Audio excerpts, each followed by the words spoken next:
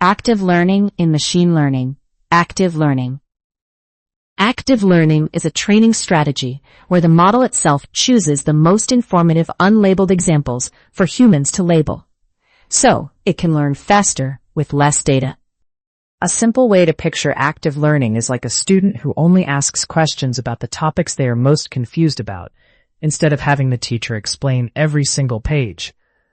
The model estimates where it is most uncertain and only spends human labeling effort on those tricky, high-value examples. This is conceptually similar to how optimization in machine learning focuses effort where it most improves the objective.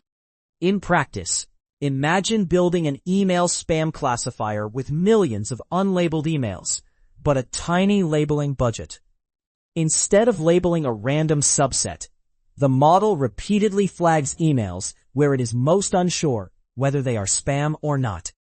A human labels just those, and the model retrains, rapidly improving its boundary between spam and non-spam. Active learning matters because labeling high-quality data is expensive, and this strategy squeezes the most model improvement out of every label you pay for. It is widely used in domains like medical imaging, document review, and any ML project where experts are scarce but unlabeled data is abundant.